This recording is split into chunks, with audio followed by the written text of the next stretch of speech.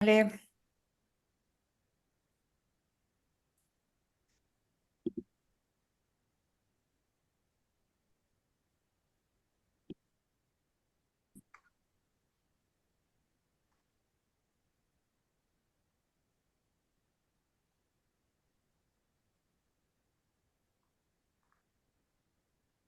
¿Cuántas caras conocidas? Hola a todos, buenas noches. Buenas Hola noches. José, ¿cómo Hola, va? José. Bueno, Hola, buenas noches. Hola, buenas noches. Hola, Sola. ¿Qué tal? ¿qué tal? Bueno, Lo vio muchas caras nervioso conocidas. al doctor Hornstein, lo vio nervioso.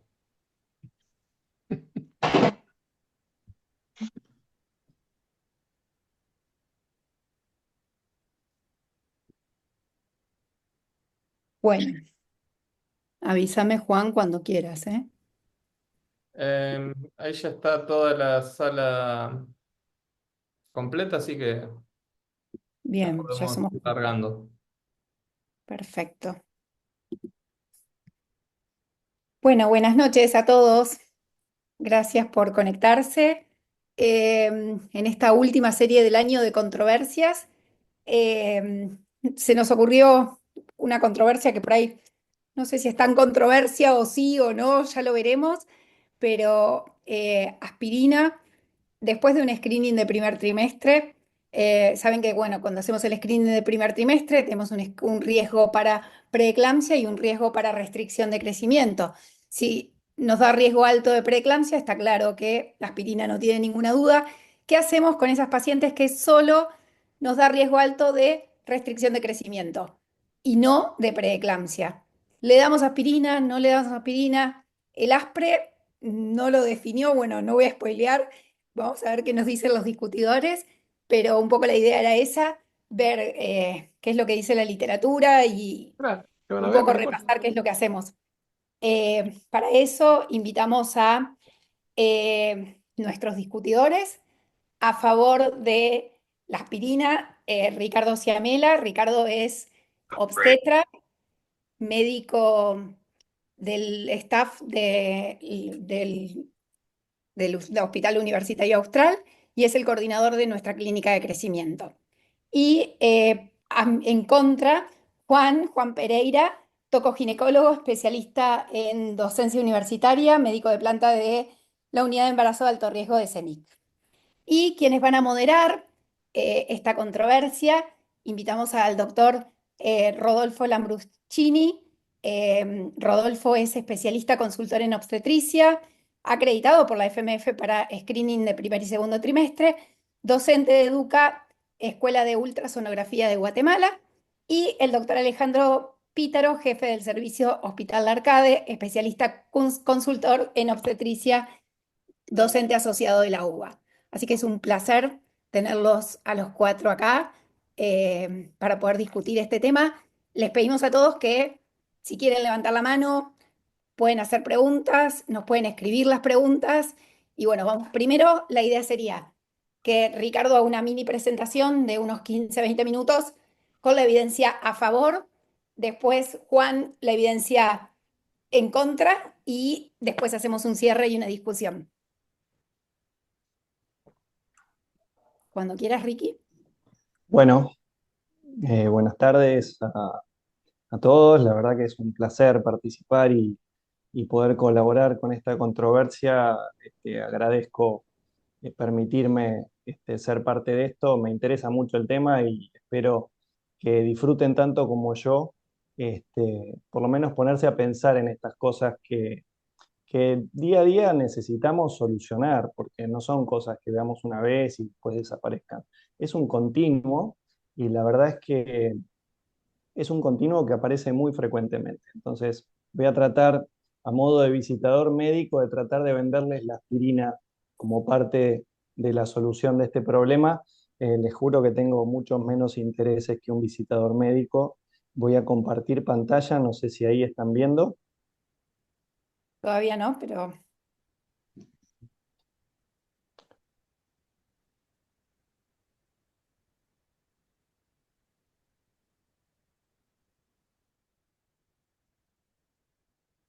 Ahí. Ahora sí.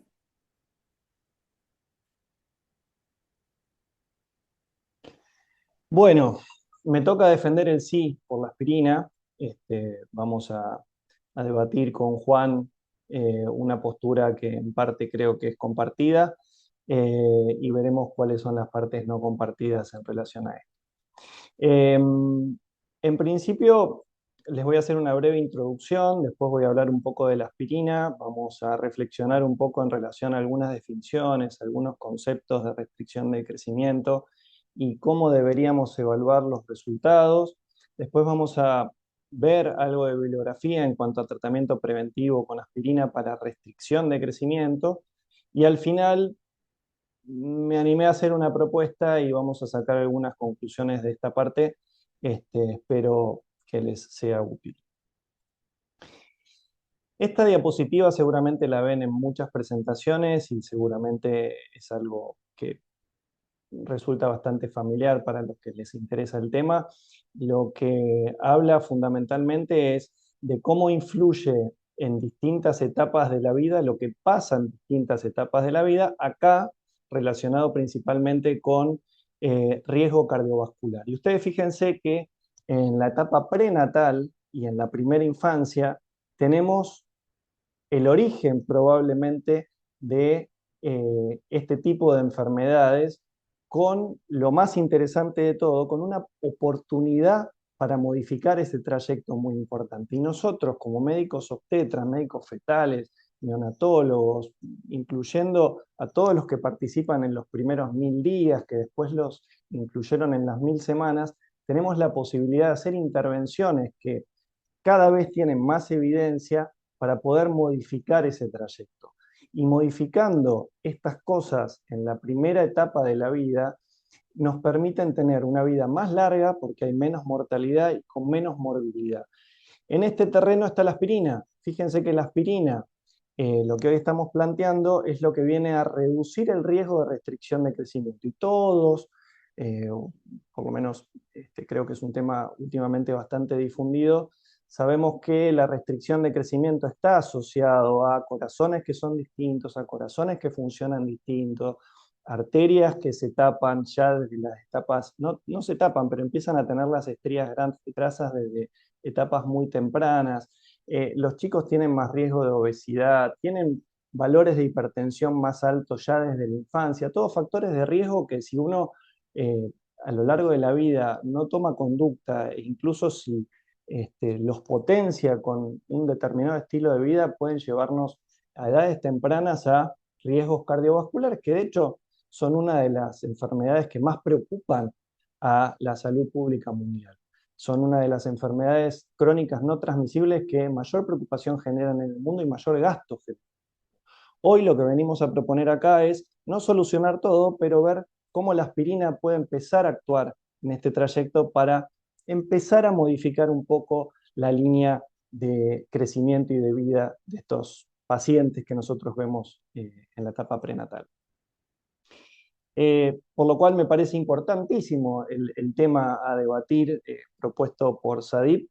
Y acá yo les quería mostrar como modo de introducción qué era lo que decía la medicina basada en la evidencia en el 2003 o en relación a lo que veníamos haciendo y cómo por suerte fue evolucionando con un trabajo del 2021. Fíjense que en el 2003 el porcentaje de decisiones fundamentadas en estudios clínicos randomizados en especialidades quirúrgicas era menor al 20%.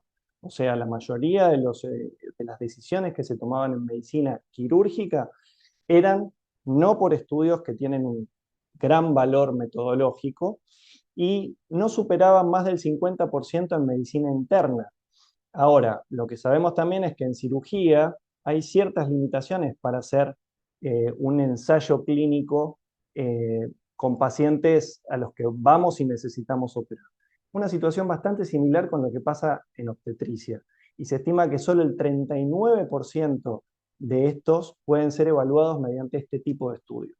Por suerte, en el 2021, un trabajo dice que se calcula que más o menos el 70% de la práctica en la medicina habitual no es empírica y tiene fundamento científico, lo que no quiere decir que esto esté directamente relacionado con la aplicación de ensayos clínicos. Entonces vamos a ver qué tenemos en relación a la aspirina para prevención de este evento que es la restricción de crecimiento fetal. Para empezar a hablar de aspirina tenemos que ver si es segura, y hay una revisión de Cochrane muy completa, muy larga, tiene nada más y nada menos que 287 páginas para el que esté muy interesado en el tema y lo quiera leer. Yo acá le saqué las más relevantes, y las más relevantes tienen que ver, o por lo menos las que yo elegí, con la presencia de malformaciones a los 18 meses de vida, y ustedes ven que no hay asociación en el tratamiento con aspirina. La hemorragia anteparto tampoco presentó asociación. La hemorragia posparto es un poco controversial porque el intervalo de confianza toca el 1, pero lo describen con estudios de baja calidad metodológica, con lo cual la recomendación de interrumpir la aspirina a las 36 semanas en un periodo de seguridad para la vida media de la aspirina en el cuerpo tiene que ver un poco con esto. Fíjense que el sangrado neonatal a los 30 meses no presentó mayor riesgo de los pacientes tratados con aspirina, tampoco la hemorragia intraventricular y tampoco los riesgos graves como muerte materna, muerte del bebé, preeclampsia, restricción de crecimientos. No solo no demostró una asociación perjudicial, sino que mostró la asociación protectora que nosotros queremos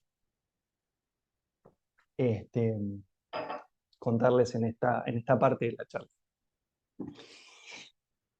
A mí me parece fundamental empezar por el principio. Y uno de los principales temas en restricción de crecimiento es la variabilidad en cuanto al manejo. Es una de las patologías que más variabilidad tiene en cuanto a manejo, y ya esa variabilidad depende principalmente de los criterios diagnósticos. Y este trabajo, o estos dos gráficos, muestran una evolución en cuanto a los criterios para definir, por lo menos en la bibliografía, restricción de crecimiento. Fíjense que para el 2016, que fue una etapa cercana al consenso que se hizo del Delphi, más del 75% de las definiciones incluían solo biometría. O sea, eran aquellos fetos que estaban por debajo del percentil 10, que eran los SGA, los pequeños, los PEG para nosotros, todos metidos en una misma bolsa, tengan o no tengan un compromiso placentario, eran considerados restricciones de crecimiento. Y solamente un mínimo, casi un 12-14%, incluía Doppler, y un porcentaje aún menor incluía velocidad de crecimiento y otros factores como por ejemplo la bioquímica. Ahora fíjense en poco tiempo cómo fue cambiando esto, en donde casi en el 50% de los casos, hoy, o hace un año en realidad, empezamos a incluir para criterios diagnósticos de restricción de crecimiento el Doppler, la velocidad de crecimiento y otros factores como por ejemplo la bioquímica. Entonces casi en la mitad de los casos en donde nosotros decimos que hay restricción de crecimiento en la bibliografía, estamos considerando que hay una causa que la está generando y no estamos considerando solamente que los fetos son pequeños, al margen de la importancia que tiene su identificación. Y acá tienen el motivo de los distintos métodos que hay para identificar a los fetos menores al percentil 10. En general todos funcionan bien, que es el gráfico de la izquierda. Ahora, cuando ven el gráfico de la derecha, que habla de resultado perinatal, ¿sí? Ustedes ven que no es el mismo, con las mismas formas de identificarse. Eso nos está diciendo que no todos los fetos que están por debajo del percentil 10 tienen el mismo pronóstico, porque no todos los fetos que están por debajo del percentil 10 son enfermos, porque no todos tienen compromiso placentario, porque no todos tienen un potencial de crecimiento igual. Con lo cual es importantísimo diferenciar esto, primero, para saber cuál es nuestra tasa de detección. Segundo, para saber a quién le damos o no le damos el tratamiento preventivo. Y tercero, para poder evaluar los resultados. Recuerden, como dice Torvid Kiserud, que es un investigador noruego que publicó muchísimo en relación al ductus venoso, el peso no mata al feto. Por supuesto que para nosotros es una herramienta muy grande y muy útil para poder identificarlo, y ya solo el hecho de identificarlos disminuye la mortalidad. Pero no nos quedemos ahí, porque me parece que este gráfico que mostramos previamente nos hace avanzar 10 pasos hacia ir reduciendo el margen de error para la identificación y el manejo de estos grupos. Empezamos hablando del ASPRE, que pareciera que después del ASPRE se acabó el mundo. El ASPRE lo que dijo fue que la aspirina era útil en el tratamiento preventivo de preeclampsia y era útil antes de las 37 semanas, pero como objetivo secundario decía que para los pequeños de la edad gestacional, nacidos antes de las 34 y antes de las 37 semanas, no había diferencia entre el grupo tratado y el grupo por aspirina. Ahora, ¿cómo definía el ASPRE estos fetos pequeños, estas restricciones? Biométricamente. Y los dividía en 3 grupos. Los menores al percentil 3, probablemente ahí encontremos los más graves, los menores al percentil 5 y los menores al percentil 10. Ahora, se diseñó para evaluar el efecto de la aspirina en la prevención de preeclampsia en una población de alto riesgo. Ese fue el objetivo primario. Con lo cual, el poder estadístico para detectar efectos en subgrupos más pequeños de datos es deficiente, lo que da como resultados intervalos de confianza amplios para los riesgos relativos, y lo veíamos en el grupo principalmente de los que están por debajo del percentil 10, fíjense que acá toca el 1. En consecuencia, existe cierta incertidumbre sobre la estimación del efecto de la aspirina sobre la reducción del riesgo de lo que ellos llaman restricción de crecimiento, pequeño, small for gestational age.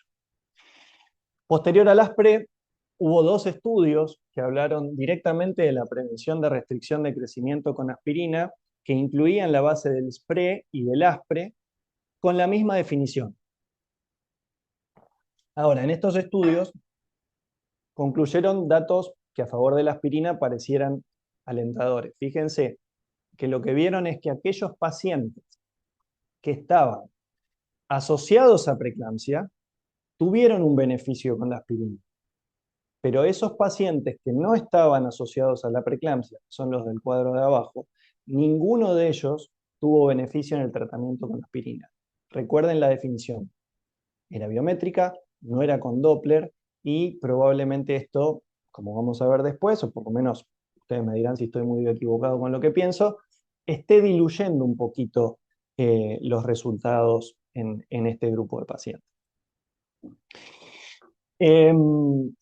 Como les decía al principio, la etapa prenatal es un condicionante del resto de nuestra vida, con lo cual es importantísimo que tengamos una herramienta útil para poder identificar bien cuáles son los fetos o cuáles son los casos en donde nosotros tenemos que intervenir, porque no tenemos todo el embarazo para intervenir, porque sabemos que la aspirina, por lo menos para preeclampsia, tenemos un deadline que es las 16 semanas, y después de las 16 semanas no genera ningún efecto aparentemente. Entonces necesitamos una herramienta útil en el primer trimestre que nos dé la posibilidad, que nos abra una ventana para poder implementar el tratamiento preventivo con aspirina. Este es un trabajo que presentó el grupo de Barcelona, de Figueras, en donde en el cuadro, en el gráfico de la izquierda, ven el área bajo la curva de distintos modelos. Y lo que ven a la derecha es la descripción de los resultados, me ocurrió un poquito acá, para predicción de restricción de crecimiento temprana asociada a preeclampsia y no asociada a preeclampsia. Fíjense que para preeclampsia, para restricción de crecimiento temprana con preeclampsia, el área bajo la curva llega a casi 0.96, es lo mejor que puede hacer, o sea que están identificando a la mayoría de los fetos que van a tener restricción de crecimiento asociados a preeclampsia. Ahora, el problema son los tardíos, el problema son las restricciones de crecimiento posteriores a las 32, 34 semanas, que no están asociadas a preeclampsia, en donde tenemos menor tasa de detección. Y a pesar de esto, fíjense que con un modelo multiparamétrico, donde se incluyen el riesgo a priori, la presión arterial, las arterias uterinas y factores bioquímicos como el VEGF y el S-FLIT, el área bajo la curva no es espectacular, pero tampoco es mala, es de 0,75, ¿sí? Con lo cual empezamos a ver que la posibilidad de identificar a estos fetos aumenta. Y fíjense la definición que usó en este trabajo este grupo, que incluye el cerebro, el CPR alterado, el índice cerebroplacentario, las uterinas alteradas, el percentil menor a 10 y el percentil menor a 3. O sea, empezamos a cambiar las definiciones y pareciera como que empezamos a identificar mejor los grupos. Nosotros hicimos un trabajo, no es similar, no me animo a decir que hacemos cosas similares al grupo de Barcelona, pero nos dio resultados más o menos parecidos. Fíjense cuál era la performance del screening de restricción de crecimiento en el primer trimestre según dos distintas definiciones. Esta, utilizando la definición tradicional biométrica de pequeño para la edad gestacional, el área bajo la curva era de 0,56, y esta, incluyendo la definición propuesta por Figueras en la estadificación en el 2014, en donde el área bajo la curva con el screening llegó al 0,83. Muchísimo mejor el rendimiento para esta definición, los identifica mejor que los pequeños. Entonces, dicho esto, mi razonamiento es el siguiente. Los pequeños para la edad gestacional son aquellos fetos que tienen un peso menor al percentil 10, que constituyen la mayoría del grupo de las restricciones. ¿Sí? Juguemos con un 70%. Las restricciones de crecimiento reales dentro de este grupo de fetos que están por debajo del percentil 10 rondan aproximadamente un 20 y un 30%, o sea, van a ser la minoría. Y de estos tempranos es solamente el 20-30%, de los cuales el 50-60% está asociado a preeclampsia.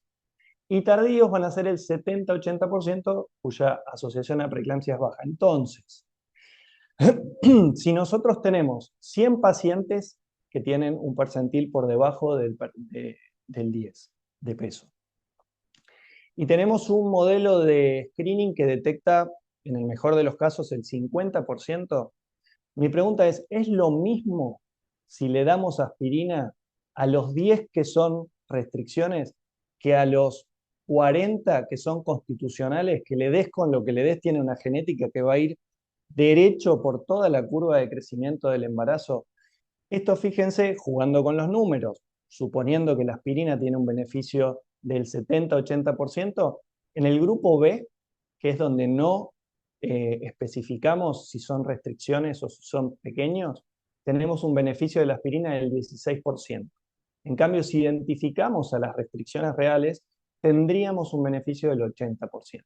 Con lo cual, me pregunto, ¿cuál sería la tasa de detección y el efecto protector de la aspirina si excluimos del análisis a los pequeños constitucionales, que son la mayoría, y que además no están asociados a preeclampsia, y que además no van a cambiar si son tempranos o tardíos? Nosotros hicimos una encuesta, no es metodológicamente algo para publicar, pero la verdad que fue interesante el resultado, en donde preguntamos a distintos médicos de distintas partes de Argentina, mediante un formulario de Google, un form, ¿qué hacían en caso de alto riesgo de restricción de crecimiento? Una bandejita de hongo. ¿Qué hacían en el screening del primer trimestre cuando les daba alto riesgo de restricción de crecimiento? La segunda pregunta fue si consideraban que el respaldo bibliográfico era suficiente, y la tercera, cuál de las opciones consideraban. Y el 94% contestó que sí, que le daba. De estos que contestaron que sí, el 76% consideraba que el respaldo bibliográfico era suficiente, y fíjense lo interesante, más de la mitad consideraba que el estudio ASPRE era el respaldo bibliográfico, el cual decía todo lo contrario. Por ahí un 45% entre todas las otras tenían o guías de procedimiento internacionales o protocolos internos, lo cual evidentemente marca una confusión, una controversia en relación al tema, y es otro motivo por el cual debemos y tenemos que seguir discutiéndolo. Para empezar ya con la bibliografía, voy a empezar con este trabajo, que es una revisión sistemática de ensayos clínicos, en donde evaluaron el uso de aspirina versus placebo entre 2015 y 2022. Para el grupo de restricción de crecimiento quedaron 2.939 pacientes a los que se les dio aspirina entre 100 y 150 miligramos, empezando antes de las 16 semanas. El problema de este trabajo es que incluyó alto riesgo con todos estos ítems. No es muy claro cómo evalúan el alto riesgo en cada uno de estos trabajos. Lo bueno del estudio es que no fue un estudio muy heterogéneo cuando compararon cada uno de los estudios incluidos en esa revisión. ¿Y cuál fue el resultado? Vieron una correlación dosis-respuesta, que es lo que tienen en el gráfico de la izquierda de la pantalla, en donde ven que a medida que van aumentando la dosis de aspirina, empezando el tratamiento antes de las 16 semanas, disminuye el riesgo relativo de restricción de crecimiento fetal, cosa que no pasa, gráfico de la derecha, cuando se comienza con la aspirina, independientemente de la dosis, después de las 16 semanas. Fíjense, este es el riesgo relativo que dio para este grupo con una P significativa. Entonces, la administración de aspirina comenzando antes de las 16 semanas en grupos de pacientes de alto riesgo, y eso lo vamos a discutir después, reduce el riesgo de restricción de crecimiento fetal. ¿Qué dice la FIGO? La FIGO para restricción de crecimiento considera todos estos factores de riesgo que tienen arriba a la derecha y dice que en casos de alto riesgo de preeclampsia o aquellos con historia de restricción de crecimiento mediado por placenta, y me encanta cuando hablan de esto, la aspirina debería ser indicada, es un grado de recomendación débil, no es metodológicamente muy avalada por la FIGO, pero aún así lo recomiendo. ¿Qué dice Cochrane? Cochrane dice que para la edad gestacional, el riesgo relativo se reduce en la administración con aspirina y que esto tiene alto nivel de calidad en la evidencia presentada, además de todos los otros riesgos que reduce la aspirina.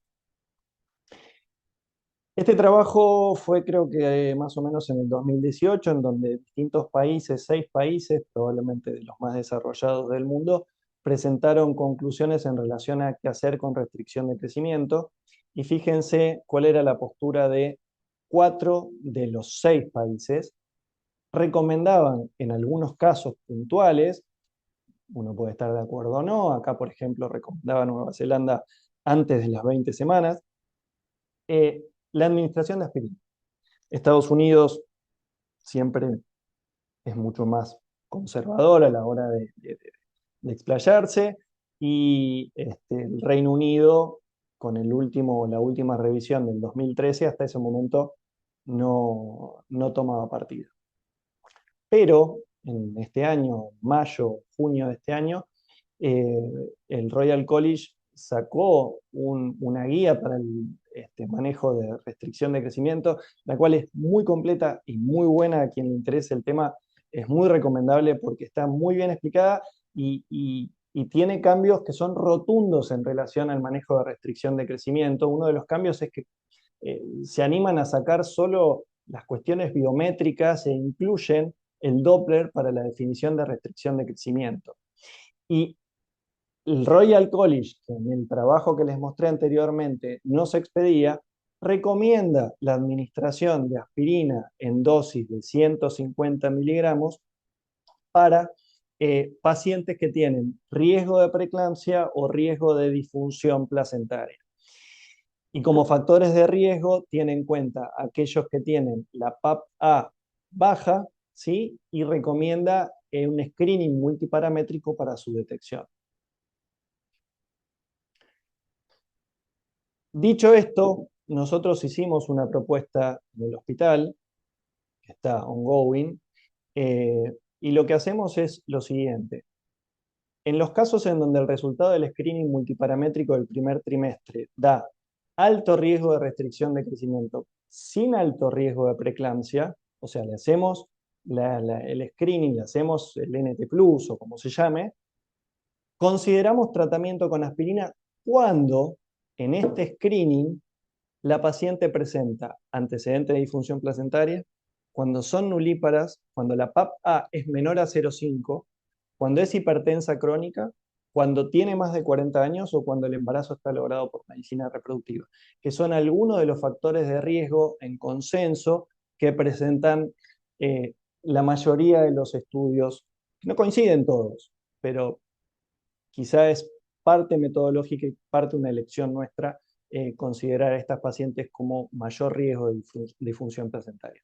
Y última, como conclusiones, podemos decir que la evaluación de la efectividad de la aspirina para prevenir restricción de crecimiento puede estar condicionada por distintos factores, entre ellos la población de estudio seleccionada, la dosis y el momento de iniciación de la intervención, así como también del diseño del estudio, teniendo especialmente en cuenta la definición de restricción de crecimiento. La tasa de detección con evaluaciones multiparamétricas es actualmente una herramienta con buen rendimiento para restricción de crecimiento temprana, ¿sí? Y no tanto un poco más limitada para la tardía. En casos donde existe asociación a alto riesgo de preeclampsia, parecería haber pocas dudas en que uno debería indicar tratamiento preventivo con aspirina porque reduce claramente el riesgo de que el bebé sea chiquito o tenga una restricción de crecimiento.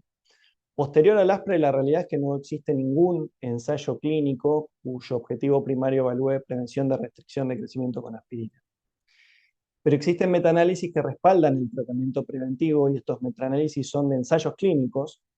Estos tratamientos son respaldados en algunos grupos de riesgo y además en consensos de guías de sociedades internacionales. Existe aún controversia entre distintas sociedades en cuanto a cómo considerar grupos de alto riesgo, pero a pesar de esto, 5 de 6 países de este trabajo que vimos recomiendan prevención con aspirina para grupos de riesgo con restricción de crecimiento. Muchas gracias.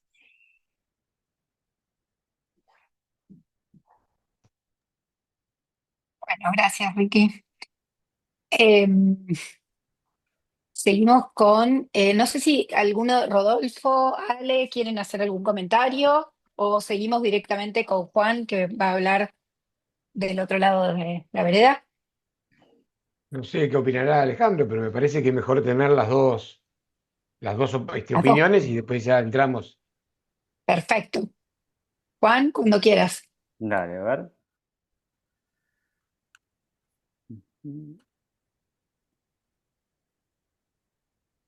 Ustedes me dicen si se ve bien la pantalla. Sí, perfecto. A ver ahí, un segundo. Bueno, buenas noches a todos. Muchas gracias por la invitación. Es un tema muy interesante. Felicitaciones a Ricardo por su charla.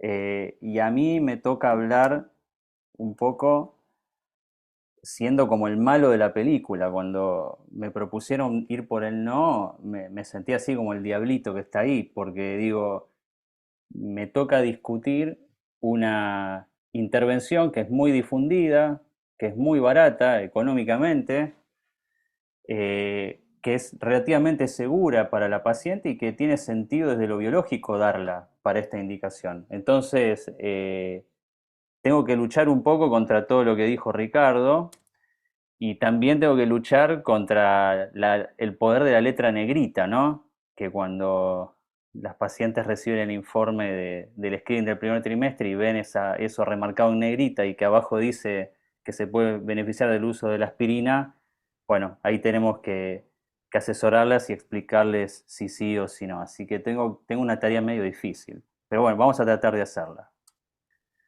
Entonces, a modo de introducción, bueno, mi postura obviamente es por el no, y la charla va a estar dividida en ver, bueno, cuáles son los puntos en común entre preeclampsia y restricción de crecimiento, por qué estamos hablando de esto hoy, por qué la aspirina, qué métodos de screening hay para diagnosticar la restricción.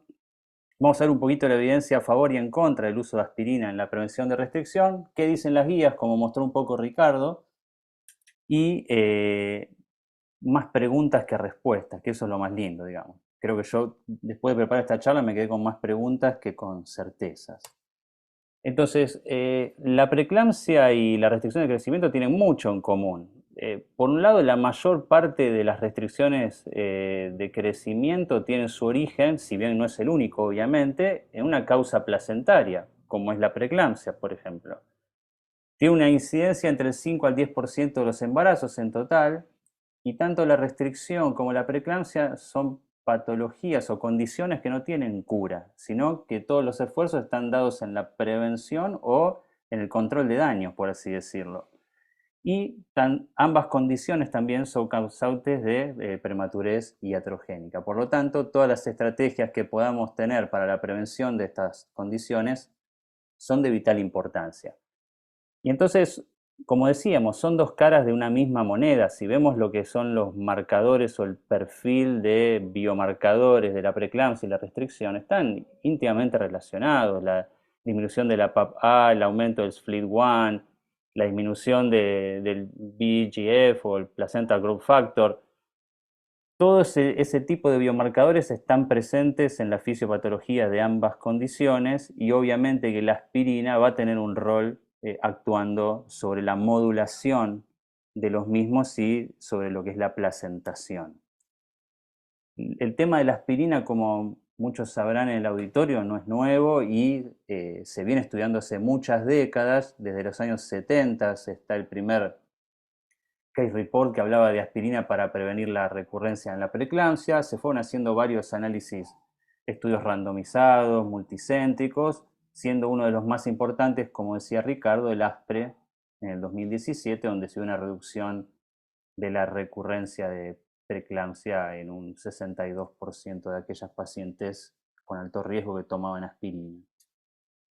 Entonces, ¿a qué nivel actúa la aspirina? Bueno, lo que decíamos hace un rato, es inmunomodulador por un lado, antiinflamatorio, antioxidante, tiene efectos antitrombóticos al disminuir la COX-1, al inhibir, perdón, la COX-1 y disminuir el tromboxano A2, al mismo tiempo que mantiene la producción de prostaciclina a nivel de los vasos sanguíneos, por lo tanto tiene efectos vasodilatadores, antitrombóticos que favorecen la placentación, aumenta el PLGF, siendo proangiogénico. Entonces, todos estos efectos de la aspirina van a tener un impacto en la prevención de preeclampsia y obviamente que sonaría lógico o sería biológicamente plausible que esto también tuviera impacto en la restricción de crecimiento fetal. Entonces, finalmente, vuelvo sobre lo mismo. Todos los caminos parecen conducir a Roma, tanto la preeclampsia como la restricción. La mayor parte de las veces parten de una insuficiencia placentaria, tienen un origen común, tienen un screening común en el primer trimestre, pero la estrategia de prevención, en este caso la aspirina, es igualmente efectiva en ambas condiciones. Y para eso vamos a comparar un poco lo que son las performances del screening combinado del primer trimestre para las distintas cosas que evalúa. A grandes rasgos, podemos decir que el screening para síndrome de Down, para trisomía 21, con una tasa de falsos positivos de 5%, tiene una alta tasa de detección, de más del 90%. Ahora, cuando vemos la performance del screening de preeclampsia pretérmino en el primer trimestre, globalmente, según los distintos trabajos, con una tasa de falsos positivos del 9-10%, es del 77%. Ahora, ¿cuál es la performance para el screening exclusivamente de RCU? Ya algo Ricardo lo dijo, pero vamos a repasarlo.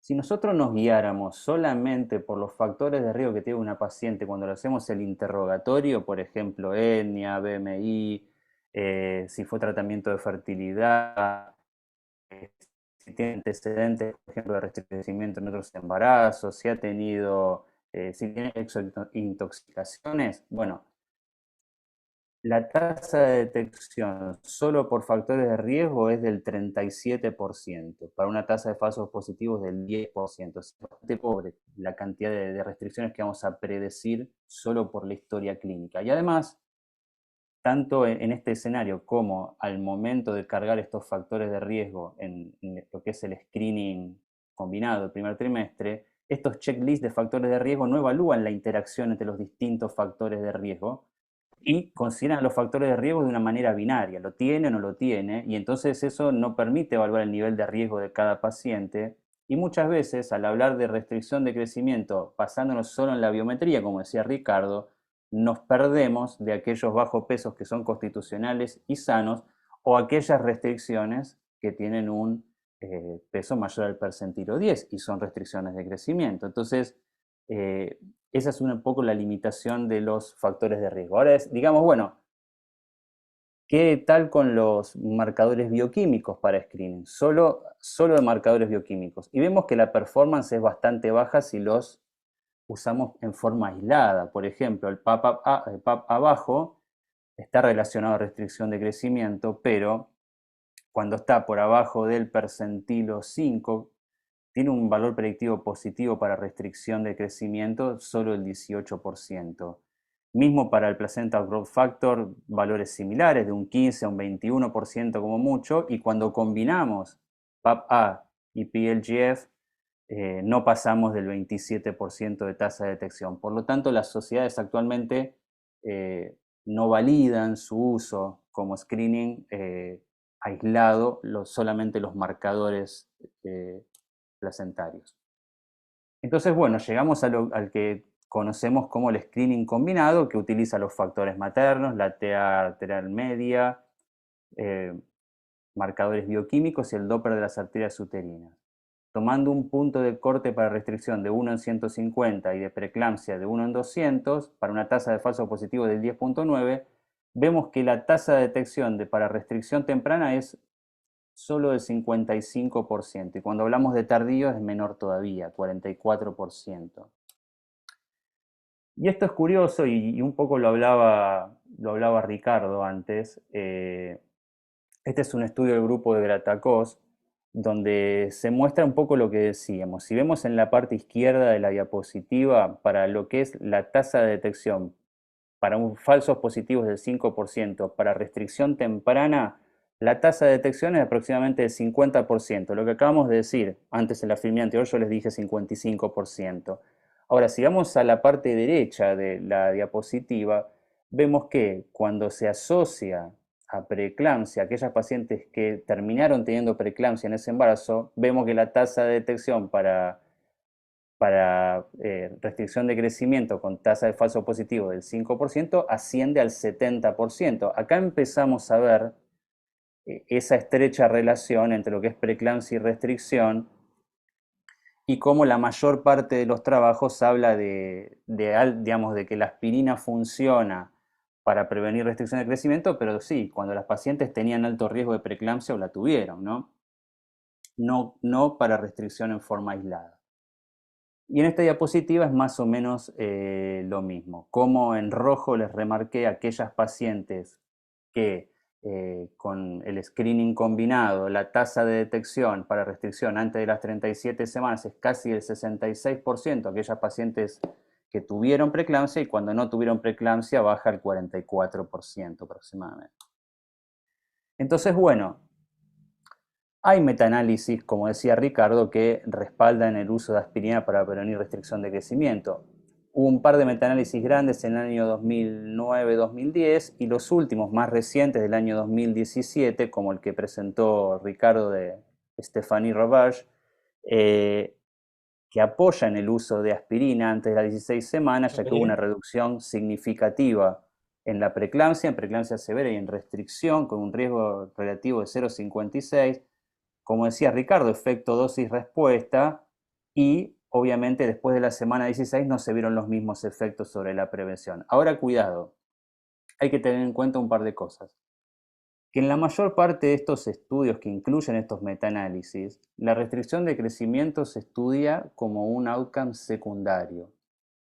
La verdad que busqué un montón de bibliografía y es muy difícil, o creo que no la hay, encontrar trabajos donde estudien el outcome primario, restricción y uso de aspirina solamente. La mayor parte de los trabajos está enfocado a la prevención de preeclampsia, y como secundario se estudia la restricción. Muchos estudios son heterogéneos en lo que es principalmente la definición de restricción de crecimiento o bajo peso. La mayor parte de los pacientes incluidos tienen condiciones de riesgo para preeclampsia, por lo tanto no tenemos restricciones puras sin preeclampsia. Y algo paradójico es que, como todavía no se había publicado o estaba en vías de publicarse, este último metaanálisis de Rovage no incluyó los resultados del estudio ASPRE en el análisis. Habría que ver cómo habría dado si se lo incluía.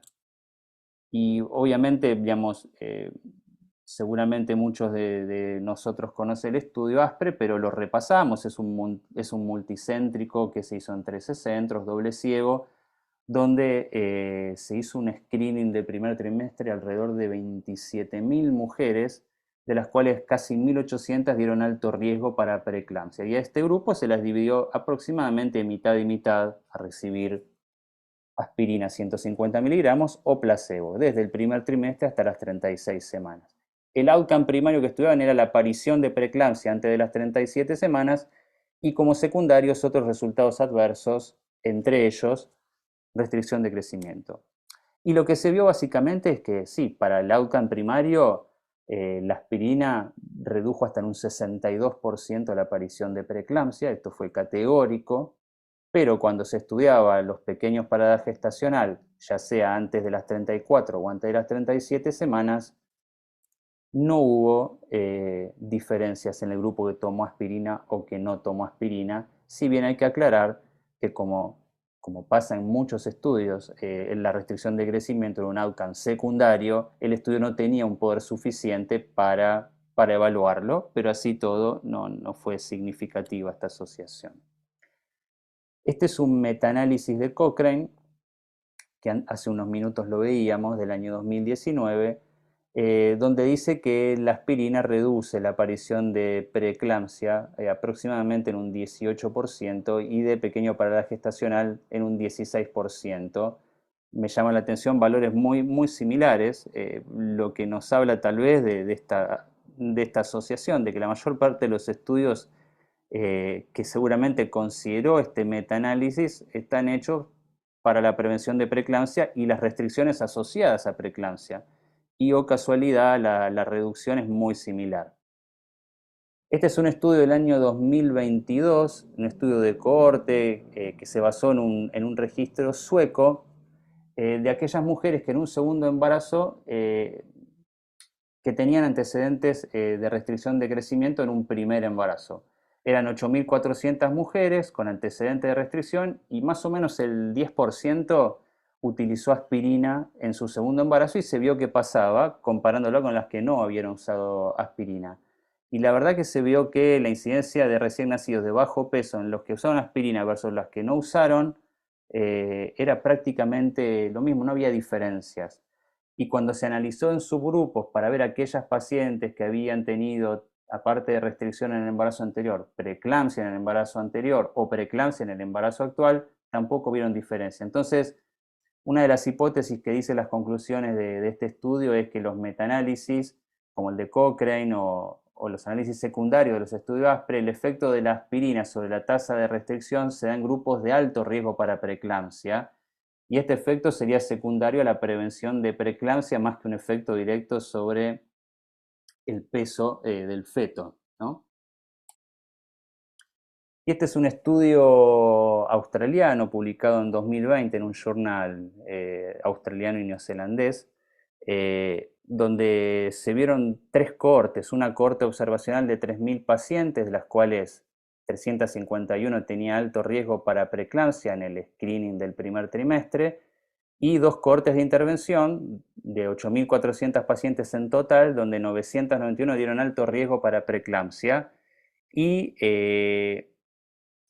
querían ver de estas pacientes si se les daba aspirina, si se disminuía la tasa de restricción de crecimiento fetal en las que habían recibido aspirina. Lo que se vio en este estudio es que el grupo que tenía alto riesgo de preeclampsia, obviamente se vio una incidencia 3 a 4 veces más de bajo peso para la gestacional, algo que la verdad nos sorprende, pero no mostró la aspirina disminuir, según este estudio, la tasa de bajo peso en la población que tomó aspirina y tenía alto riesgo.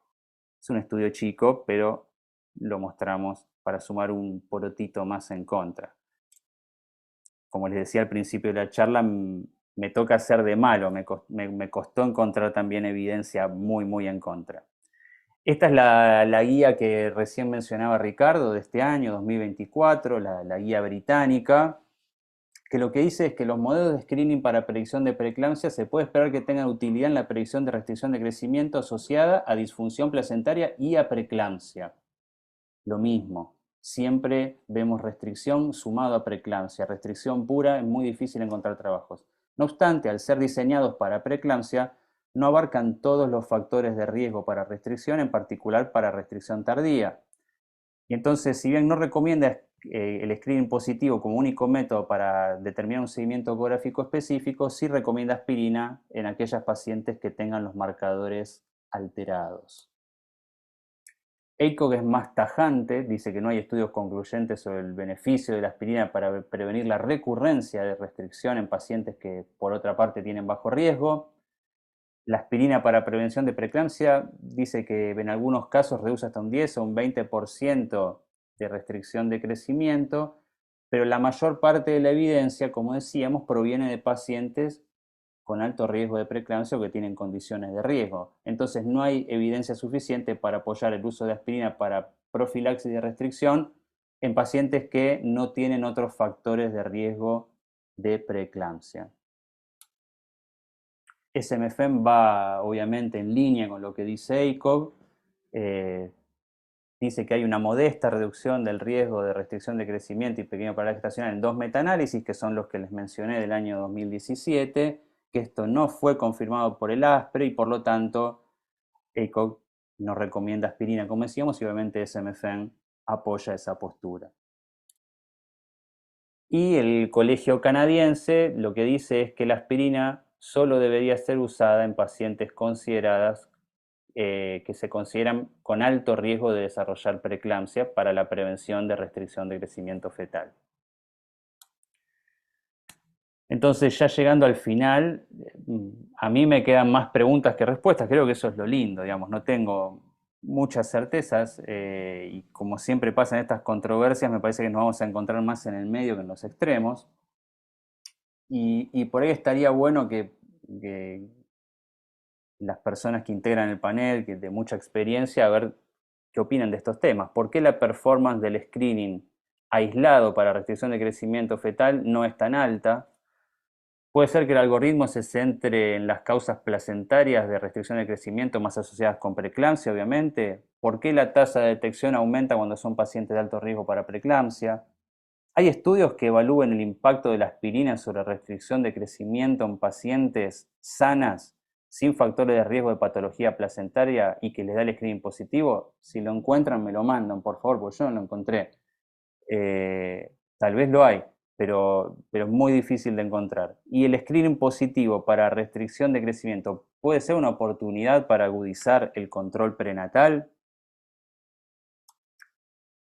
Y bueno, mis argumentos finales son, bueno, la aspirina mostró reducir la tasa de restricción de crecimiento en algunas pacientes que tienen riesgo elevado de preeclampsia. Ahora, la efectividad en pacientes sin estos factores de riesgo no es tan clara. La mayoría de los estudios están centrados en evaluar profilaxis con aspirina en preeclampsia y están diseñados para eso, y la restricción se estudió en la mayoría de ellos como outcome secundario, por lo tanto la calidad de esa evidencia o el poder no es tan alto. La restricción, no olvidemos que es una condición multicausal, no solo causada por patología placentaria. Falta evidencia que estudie el impacto de la aspirina en población general sin factores de riesgo de preeclampsia para prevenir la restricción. Y tal vez sí, la positividad del screening de restricción de crecimiento podría servir para identificar un subgrupo de pacientes que necesiten un control de crecimiento fetal más estricto. Bueno, les agradezco mucho por su tiempo y por haberme escuchado. Muchas gracias. Excelente, Juan. Muchas gracias. Gracias a los dos. Bueno, Rodolfo, Ale, no sé si tienen algún comentario. La verdad que no está fácil. No, le falta a Alejandro desmutarse. Ahí Que está. arranque Hola, hola, ahí Alejandro. está. Bueno, ahí No, estamos. gracias por la invitación, es un placer estar. Yo quería hacerles una pregunta. ¿Qué porcentaje de riesgo aumentado para restricción de crecimiento fetal se escapa del riesgo conjunto de aumentado para preeclampsia?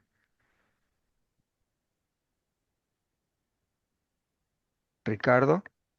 A ver si entiendo, son los que se vienen a hacer el screening multiparamétrico o si Sí, evaluamos factores de riesgo de manera individual?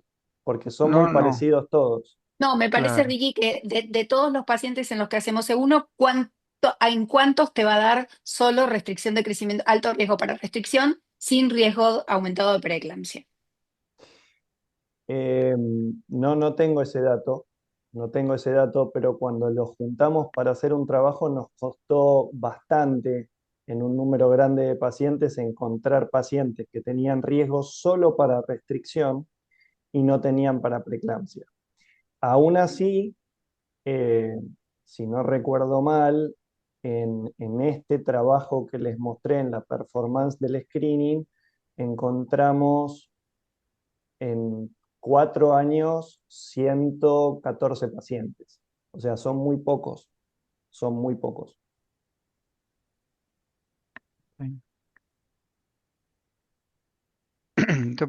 Lo preguntaba porque como dijo también, como dijo muy bien Juan Ignacio, el tema de que las causas de restricción de crecimiento son tan variadas y tan diferentes en los lugares de atención diferentes que tenemos, al menos en el país, quería ver eso, sí, porque supongo que si la causa es la insuficiencia placentaria, bienvenida a la aspirina, ¿no? Pero ahí se junta con lo de la preeclampsia, prácticamente. Sí, el punto es interesante porque en ese concepto de que nosotros hacemos prevención a los que tienen preeclampsia, cuando vemos la cantidad de fetos que tienen restricción de crecimiento, que son tempranos y que están asociados a preeclampsia, de las restricciones, como mucho de las restricciones, será el 10%, ¿sí? Que son un número muy, muy bajo de fetos que van a tener complicaciones y que son los que vamos a poder, quizá con el tratamiento con aspirina, prevenir. El problema son los otros fetos, son aquellos que hacen la restricción, que pueden tener consecuencias eh, prenatales a corto, a mediano y a largo plazo, que si son consecuencias más leves, quizá identificándolos, la aspirina pueda mitigar esos efectos a corto, a mediano y a largo plazo. Esos van a ser la mayoría y probablemente son efectos tan leves que no se vean mucho, porque, a ver, cuando empezamos a evaluar outcome históricamente, veíamos los que se morían, los que no se morían. Y hoy, yéndome al otro extremo, vemos qué tipo de corazones tienen los fetos que crecen distintos.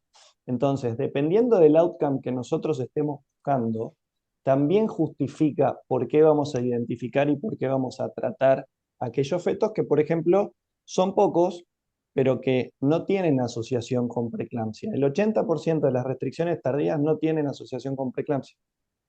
Entonces, esos van a tener restricción, van a ser los que más van a ocupar nuestras neos y nuestras preocupaciones, y son los que aparentemente los dejamos libres al azar porque no están asociados a preeclampsia. Hay cierta evidencia en relación a algunos factores de riesgo individuales en donde la aspirina, como mostró Juan, a favor y en contra, podría tener algún efecto. No digo que hay que darle, pero es un grupo debatible. ¿Cómo lo identificás en el primer trimestre, Ricardo? A este grupo, sí, que Bueno, de lo tardío, eh, ¿no? sí, en realidad, si uno lo que está viendo, y un poco es lo que Juan marcaba, son factores de riesgo individuales. El rendimiento de cada factor de riesgo individual, salvo el, Cristian, ahí está, Ujú. salvo el antecedente de restricción de crecimiento, el antecedente de preeclampsia, tiene muy bajo peso. Entonces, creo que el desafío nuestro es, eh, a través de estos debates y de los consensos, poder diseñar un screening multiparamétrico, idealmente como el que muestra Figueras, después vemos si es alcanzable a todos o no, con factores de riesgo que tengan que ver directamente con restricción de crecimiento. Lo que Juan mostró habla realmente de que nosotros combinamos los dos para el screening de preeclampsia y a la vez hacemos el screening de aneuploidías, y como casi pareciera por consecuencia, identificamos a los pequeños. Como funciona para los tempranos y como funciona y los identifica para los más graves, hace mucho ruido. Pero hay muchos fetos con restricción de crecimiento que aparentemente no les pasa nada, o que creemos que no les pasa nada, que son los que nacen a término y los que seguimos y por suerte la mayoría no se mueren, que también la aspirina podría prevenir eh, su normal o anormal evolución en la etapa después de las 32 o 34 semanas. Esos son la mayoría. ¿Cómo identificarlos? Y es un desafío, yo no tengo la respuesta. Yo le quisiera hacer un pequeño aporte, a ver si coinciden algunos de todos los del auditorio, si les ha pasado lo que me pasa a mí, que muchas veces haciendo el screening de primer trimestre surge, porque les dio alto el riesgo para preeclampsia, surge la indicación de la aspirina. Y una vez instaurada la aspirina y tomada como corresponde, a la noche, los 150 miligramos, todo como indica el ASPRE, no sé si a ustedes les ha pasado, pero noto que los pesos de los fetos no siguen siendo iguales a los chicos que no están medicados. Es decir, noto que hay una tendencia de esos fetos a que difícilmente están en el percentilo 50. Si no están en el 30, están en el 25. Es más, hay veces que yo no me acuerdo de si la paciente está tomando aspirina y cuando veo el peso que me está dando en la semana 35, 36, 37, le pregunto, ¿vos tuviste que tomar aspirina desde el principio del embarazo? Sí, doctor. ¿Por qué me lo dice? No, no le puedo dar una explicación concluyente, pero me di cuenta que los pesos van cayendo a pesar de haber tomado la aspirina. La gran pregunta sería, ¿qué hubiera pasado si no hubiera tomado la aspirina? Posiblemente hubiera hecho la preeclampsia y se hubiera asociado con la restricción franca. Pero evidentemente, en la experiencia no constatada con datos fehacientes, ni con estadísticas, ni basada en la evidencia, la experiencia que me nota ver es que el feto lo empiezo a notar que no está dentro del peso que vendría a esperarse para la edad gestacional. Evidentemente que la aspirina algo le tiene que estar haciendo, pero como siempre, estamos en el aire y con esto no es para decir, es para indicar aspirina en forma que muchas veces pasa, no sé si a ustedes les pasa, pero hay gente que está usando aspirina directamente, al 100%. O sea, ¿por qué? Por miedo a la preeclampsia y por miedo a la restricción. Es un tema ese también porque en todos lados nos pasa lo mismo, muchas veces se pasa de lo que se debe indicar, como dice Nicolai, de la paciente de alto riesgo y se pasa a dársela a todo el mundo, que es un temón también, ¿no? Peligroso.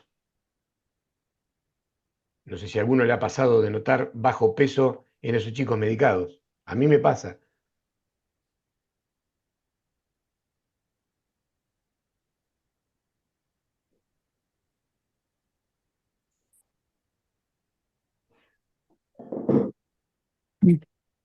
Agarro la posta. Dale. ¿Se escucha? Sí. Sí. No me quedó del todo claro si la conclusión a la que llega es que pacientes medicados deberían ser más chicos o más grandes de lo que ven. A mí me da la ¿Qué? sensación de que instaurando la medicación, donde yo voy a mejorar esa supuesta patología placentaria, debería tener un peso, no digo si perfecto o como si no hubiera pasado nada, pero me llama la atención que se me caen en la curva de crecimiento. No se me llegan a caer del 10, pero sí que noto que están muy poquito por arriba, 10, 15, 20, 25. Pero tal vez Sí, sin la aspirina estarían en el 2. Por Claro. supuesto, por supuesto. a mí, a ver, hay una controversia que se suma a esto y es la que tiene que ver con velocidad de crecimiento. Algunas guías y algunos consensos lo que dicen es que deberíamos, sin saber cuál es el potencial de crecimiento de cada feto, considerar disminución o aumento en la velocidad de crecimiento cuando pasa 50 puntos de percentil. Entonces, la sensación de que bajó o subió de percentilo o que debería estar en un lado o debería estar en el otro, me parece que entra dentro de una cierta subjetividad que uno debería por lo menos evitar usando estas herramientas para decir, bueno, ¿qué dentro o qué fuera estoy de este concepto, del concepto de velocidad de crecimiento? Después ahí le falta un análisis para ver si realmente fue o no fue. Nosotros teníamos la sensación, y esto me parece que excede el tema, pero tiene un poco que ver. Teníamos la sensación de que los fetos tratados con heparina eran más grandes, que eran excesivamente más grandes. Y nos pusimos a comparar grupos y no eran más grandes. Y nos pusimos a comparar velocidad de crecimiento y distribución por cada cuartil de peso y no eran más grandes. Entonces, esas sensaciones me parece que nos pueden llevar a conclusiones que a veces no son las que nos tienen que decir qué es lo que hacer o seguir haciendo con cada uno de los tratamientos que damos. Sí, yo puedo acotar algo chiquito. El, eh, digamos, no hay duda que cuando hay riesgo de insuficiencia placentaria, que lo comparte con la preeclampsia, eh, hay que dar aspirina. Y también quizás, Ricardo, buscar algo mejor, armar algo, en decir papa baja o alguna otra cuestión que no, como bien hicieron ustedes. El único temor es que no se como decía Rodolfo, que no se termine universalizando la aspirina, que ya vimos hace muchos años, antes del ASPRE, que no daba resultado. Y hasta se le bajó el valor a la aspirina porque se dio a todo el mundo. Nada, era solo eso, que no caigamos, no volvamos atrás en universalizar algo. Bueno, por eso les mostré la encuesta. Esa encuesta me parece que habla un poco de eso, ¿no? De una no declaración de lo que hacemos todos los días, del respaldo bibliográfico que tenemos para tomar esas decisiones y de la necesidad de aclarar, creo, esta controversia y este debate para que cada vez tengamos menos dudas, aunque me parece que no somos los únicos en el mundo que dudamos en si dar o no dar aspirina. No. Es una respuesta que todavía creo que nadie acá la tiene en concreto.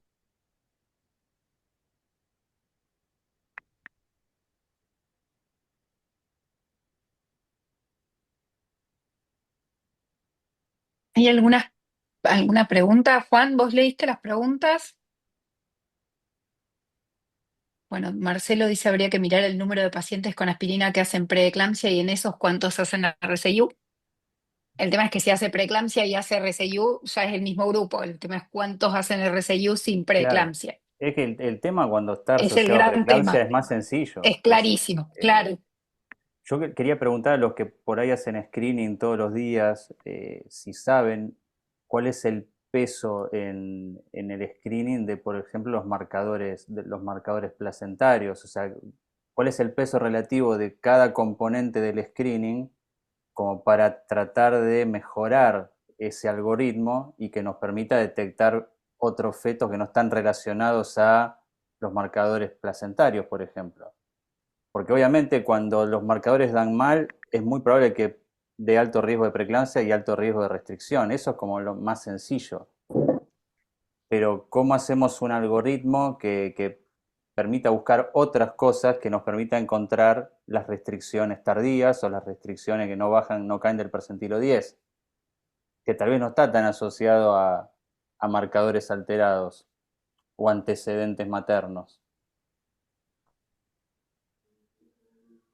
El problema que muchas veces, por lo menos en el ámbito que yo estoy trabajando acá en la ciudad de La Plata, factor de crecimiento, PLCF, ya lo tengo como un recuerdo, me olvido.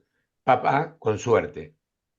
Y cuando tengo que pedir después, más adelante, el cociente, también es difícil porque no acceden, porque no la prepaga, por lo que sea, así que no son raras las veces que tengo que hacer un screening del primer trimestre y va sin bioquímica. Se lo tengo que aclarar al médico que pide, porque le digo, mi screening sin bioquímica, no tengo un parámetro del estudio multiparamétrico. O sea, se pone difícil de poder tomar ese dato que sería valioso, a ver cuánto me pesa la bioquímica en todo esto, pero tendría que tener el 100% de la bioquímica para poder definir para qué lado me inclina la balanza. Es difícil. No tenemos una economía, o por lo menos una medicina económicamente Homogéneo. comparativa, homogénea, esa es la palabra. Claro. Juli, hola, ¿podría hacer un comentario? Sí, leí. Hola, ¿cómo les va? Primero, felicitar a los expositores, la verdad que buenísimo, y me parece que cumple con la premisa de hacernos pensar y repensar cosas que por ahí uno hace todos los días en la rutina no se hace. Así que, y la otra, la coordinación de Julia, propuesta del tema, la verdad que espectacular. Así que muchas gracias, nos hace bien a todos. Después una reflexión. A ver, está claro que hay muchos datos para pensar que restricción de crecimiento vinculado a preeclampsia, tenemos suficientes datos como para saber que es de utilidad, pero también está claro que pareciera haber una ausencia de datos cuando la restricción de crecimiento se expresa de manera pura, sin vinculación a preeclampsia. Y cuando uno ve los datos y puestos todos juntos tan prolijamente, yo no puedo dejar de pensar que estamos tratando de ir más allá de la información que tenemos. A mí me da la impresión que estamos viendo distintos fenotipos de un mismo problema placentario que se expresan de distintas maneras porque biológicamente se deben generar de distintas formas. Y a mí me parece que lo que nos faltan para entender esto y saber qué medir en cada caso, por ahí biomarcadores que ni siquiera estamos mirando ahora, tiene que ver con lo que desconocemos de lo que pasa en la placenta cuando ambas condiciones se expresan simultáneamente, cuando se expresan puras, una o la otra. De hecho, digamos, están haciendo trabajos muy interesantes en networks de factores de transcripción, de mapas de todo el genoma placentario, y la verdad que lo que uno ve es que hay expresiones, hay factores de transferencia, perfiles de factores de transferencia tan distintas cuando estas cosas se expresan juntas o separadas, o lo mismo, acá hay un laboratorio en CEFIO en el que yo he tenido oportunidad de trabajar con Mariana Farina, que muestra cómo la anandamida, por ejemplo, regula el óxido nítrico en pacientes que tienen restricción y pacientes que tienen preeclampsia, y biológicamente no es lo mismo que se presente una o que se presenten juntas. O sea, a mí me da la sensación, cuando nosotros queremos detectar algo más allá de la preeclampsia, que todavía no entendemos muy bien qué pasa en la placenta y un poco estamos como pescando, a ver si encontramos algo que se asocie a algo. Pero parece que nos falta un conocimiento un poco más primordial antes de hacer una estrategia más racional. Es solo una opinión. La verdad aprendí un montón de lo que dijeron, así que quería compartir esta idea nada más y muchas gracias. Buenísimo. Gracias, leí.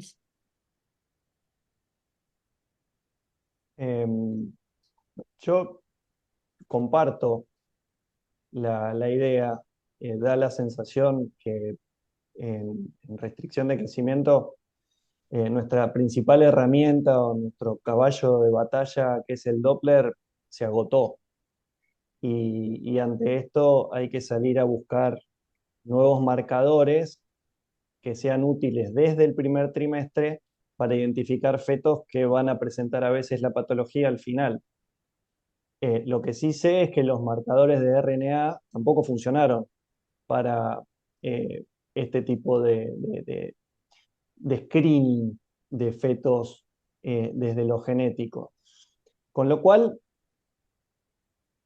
me parece que la alternativa es, desde la inferencia, ir planteando modelos lógicos, desde lo que planteaba Juan, desde la fisiopatología y de funcionamientos que pueden llegar a ser similares, surgen factores de riesgo que nos permitan identificar a la mayoría de los pacientes. Y en el modelo que les presentaba de Figueras, ellos comparan distintos modelos, incluyendo factores de riesgo maternos, a los que le agregan la presión arterial, a los que le agregan el Doppler, a los que le agregan factores bioquímicos. Quizá un modelo con transcriptores de ARN resulte más provechoso para identificar a esos fetos. Lo que sí me parece que disiento es que esos modelos que tenemos hoy sean malos. Yo no creo que esos modelos sean inventados o que vayan más allá de lo que sabemos. Hay una línea de coherencia, hay una línea lógica en el pensamiento y en el seguimiento de la restricción de crecimiento y de hecho, a ver, la tasa de detección, Juan presentó la línea histórica desde 1978 hasta el 85 y la tasa de detección en el trabajo creo del 78 del 85 no superaba el 10%. Y hoy tenemos modelos multiparamétricos que nos permiten identificar casi el 80% de los fetos con restricción de crecimiento, temprana y tardía. Entonces, uno siempre tiene miedo de estar errándole, pero tampoco estamos muy desorientados con esto. Sí creo que la evidencia no es suficiente como para tomar decisiones como si estuviéramos en presencia del MOMS o si estuviéramos en presencia del ASPRE en relación a la preeclampsia. Eso para restricción de crecimiento no lo tenemos. Pero sí tenemos algunos modelos lógicos que tienen buenos resultados y que nos dicen que lo que vamos pensando no está tan equivocado. Si les parece, vamos a algunas preguntas de la audiencia y aprovecho una para hacer una repregunta. Bueno, comentan un caso de una paciente que fue screening de primer trimestre con 47 años, pero un screening sin Doppler. Quería preguntarles sobre la tasa de detección para ver si es tolerable un screening sin Doppler y de la parte bioquímica. Si podemos hacer un screening de primer trimestre sin Doppler y sin bioquímica, ¿cuánto más nos suman? El riesgo a priori que pone Figueras para restricción temprana es de 0,7 y para restricción tardía con solo factores de riesgo materno 0,5. Bien. Después, bueno, Mario Centola pregunta por qué FMF indica aspirina cuando el riesgo para preeclampsia es bajo y alto para restricción.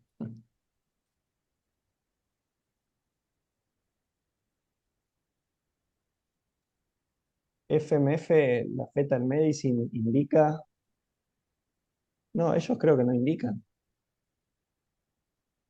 Lo sugiere en negrita, es lo que mostró Juan, ¿no? Ah, que aparece en el informe. Exacto, te da Sí, bajo riesgo de preeclampsia, Te pero puede beneficiar con el 1 en UFLT. 130 de restricción y sugiere que se podría beneficiar con aspirina. bueno, es que muchos de los subanálisis de lo que es el ASPRE y el SPRE, como mostró Ricardo, son trabajos hechos por el grupo de Nicolaides, ellos buscan esa utilidad de la aspirina en la restricción, pero hay que aclarar que son todas pacientes de alto riesgo, no con restricción de crecimiento aislada.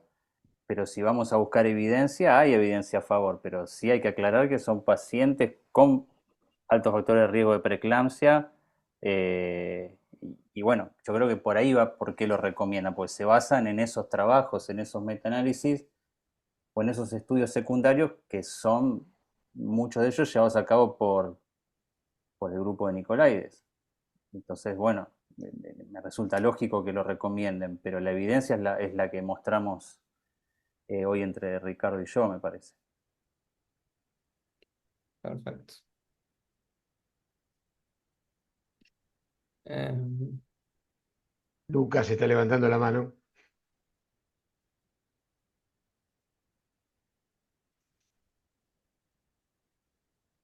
Doctor Otaño.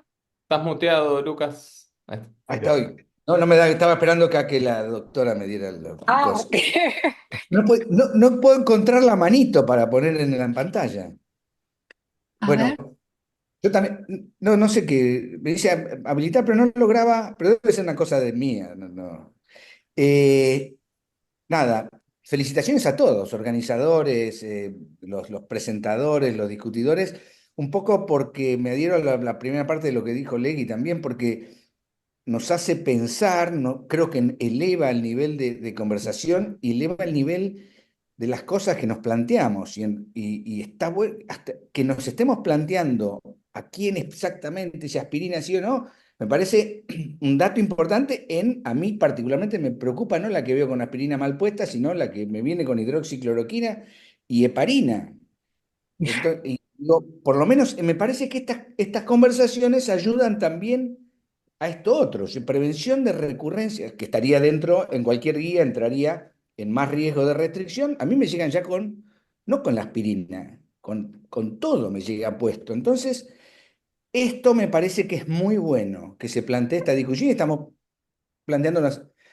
Y después, si estamos dando mucha o poca aspirina, independientemente de las cosas técnicas que discutieron, que me parecieron de altísimo nivel, a mí se me ocurre que una cosa porque a uno a veces empieza a delirar, no, tendría que mirar a ver cuántos tengo en el screening, cuántas tienen con papá más bajo, otra en papá más alto, otra con no sé.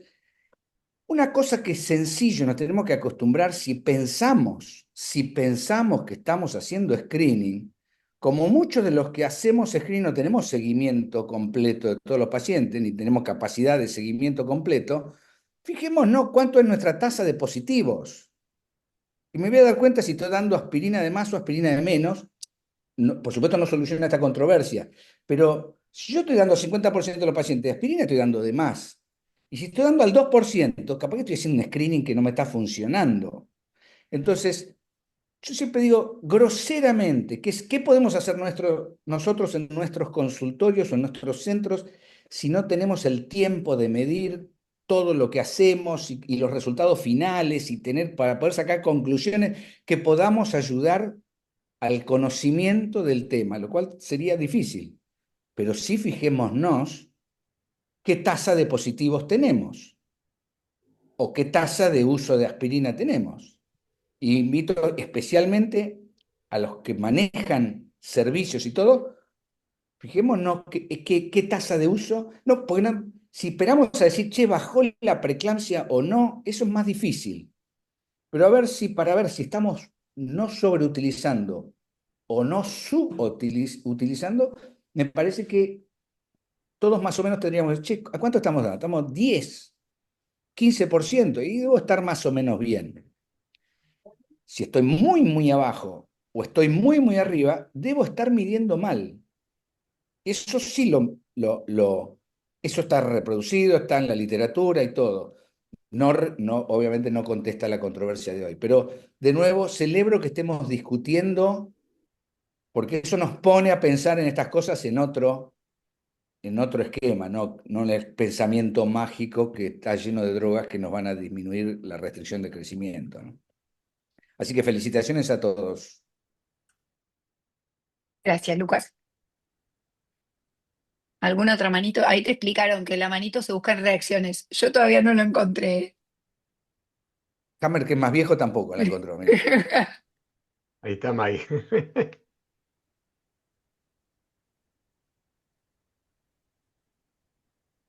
Bueno, No, Luis, Juliana, si no le das el micrófono, Juliana, si no le das el micrófono a Mike, fuiste, ¿eh? ¿dónde No, está? Pero no me hizo manito. Te está haciendo, pero te lo está haciendo Ay, personalmente. ay, no lo vi. Mike. lo que en relación a lo que dice Lucas, de valorar posteriormente con el uso de aspirina qué cantidad de pacientes reciben o no reciben aspirina, recordemos que la auditoría que tiene el screening del primer trimestre no audita para valoración, por ejemplo, de uterinas. Entonces, cualquiera mide uterinas sin ningún tipo de auditoría, diferente a translucencia, hueso nasal, o ductus y todo lo demás. Entonces, yo creo que lo que está diciendo Lucas, es decir, la auditoría posterior individual de cada uno me parece muy interesante. ¿Ok? Y yo tengo dos preguntas más. ¿Qué pasa a esa paciente que tiene un alto riesgo en primer trimestre y hoy día piden scan morfológico en uterinas en segundo trimestre o en el scan de semana 21-22 y da completamente normal, el chico está creciendo normal? ¿Qué hacemos con esa aspirina? Esa es una pregunta. Y segunda pregunta, esposo de nutricionista, dicen, ¿qué pasa con otros factores, por ejemplo, que pueden influir también, vitamina D y todas estas cosas, omega, me soplan acá omega, eh, em, para influenciar en el crecimiento del feto? Esas dos cosas me quedan en dudas a mí porque realmente no está muy abocado. Sí uno ve todos los días, todos los días, y vuelvo a plantear, ¿quién se atreve a sacar una aspirina una vez que está instalado la aspirina? Lo mismo que nos pasaba con el tema de Parina. ¿Quién se atreve a sacarla? Uno lo saca porque sí, es decir, no tome más aspirina porque sí. Eso es un dilema que se me genera y a pesar de que yo estoy sintiendo de que a veces están dando aspirina porque sí, ¿ok? Muchas pacientes reciben aspirina que pasaron por la hematóloga y reciben aspirina sin ningún tipo de screening de preeclampsia o restricción de crecimiento y no en función de una trombofilia, porque realmente el tratamiento ahí, no sé si tanto influye la aspirina en el tratamiento de trombofilia. Pero bueno, ¿nos atrevemos a sacar cuando está instalada la aspirina? Dejo pregunta.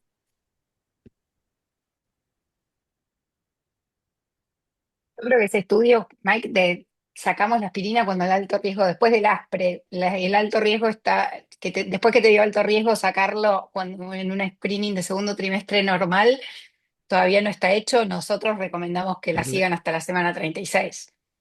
Hay Está el obstetras, stop ASPRE. sí, pero está ongoing, ¿no? Sí, ongoing. Esperemos pero por ahora la recomendación es seguir hasta semana 36. Pero a veces es verdad que ves unas uterinas hermosas que decís un segundo trimestre que...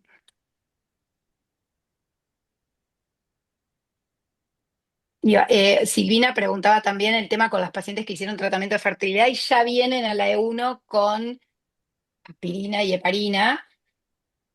Nos, También, ahí sacarla o no sacarla, en realidad cuando uno hace el screening de primer trimestre, no está evaluando si está o no está en tratamiento. Entonces, sería una paciente con sus factores de riesgo y sin tratamiento y la recomendación es debe o no debe tomar aspirina. Después el médico evaluará qué hacer con ese resultado, ¿no? Algunos lo suspenden. Pero Juliana, ese tipo de pacientes vienen con un montón de factores Sí, previos, edad sí, materna, tratamiento de fertilidad, y eso puede llevar a tener un mayor riesgo para preeclampsia y sí. para restricción y nos Y obliga a dar. probablemente sí, probablemente esa paciente le va a dar alto riesgo y va a tener que seguir.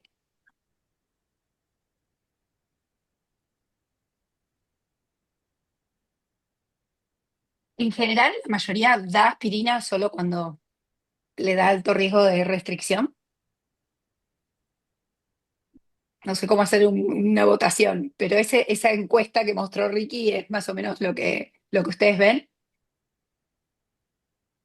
Bueno, el informe lo dice, y si uno no lo da, y el informe está escrito de la FMF que hay que dar, entonces uno es, Sí, los claro. argumentos yo los entiendo, pero no.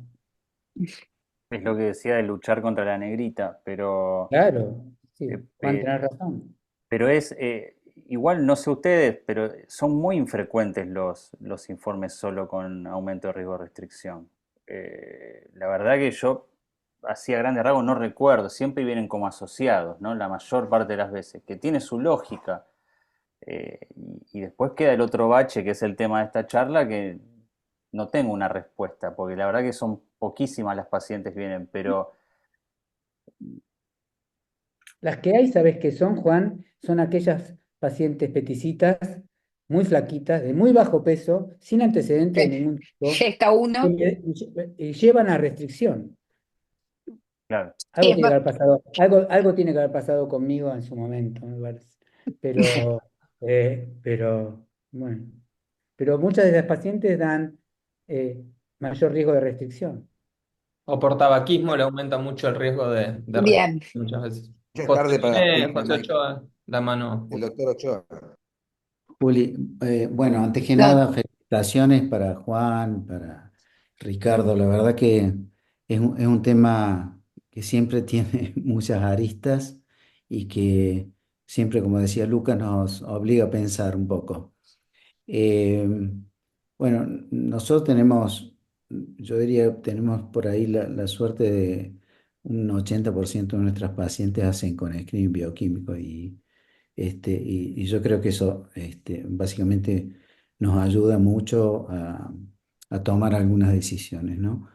Em, lo que quería preguntar y saber, así de la audiencia, la experiencia, porque en algún momento incluso se estudió el tamaño placentario en primer trimestre como un signo agregado para restricción de crecimiento intrauterino, y nos ha pasado de tener placentas con una reducida base de implantación y que después terminan desarrollando una restricción de crecimiento.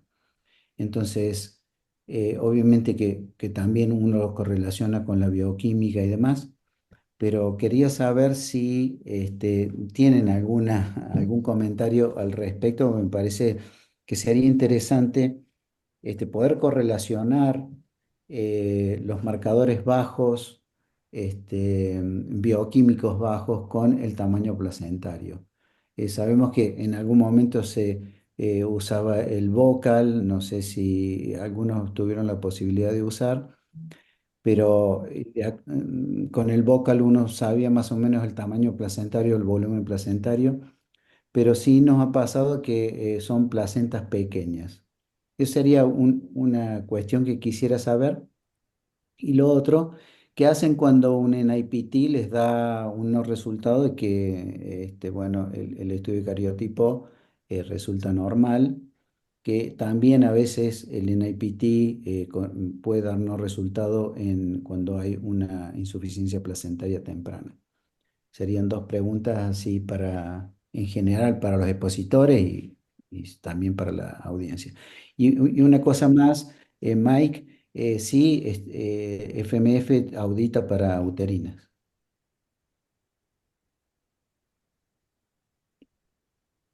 No, uno manda fotos y no, pero Pero no hace falta. te aprueban. Aparte lo he hablado Bueno, con Tito también. ¿Ahí? da, Bueno, no importa, no viene al caso. Pero yo tengo una respuesta con respecto a NIPT. Muchas veces, y lo del vocal, y también tengo una respuesta con respecto al vocal y volumen placentario.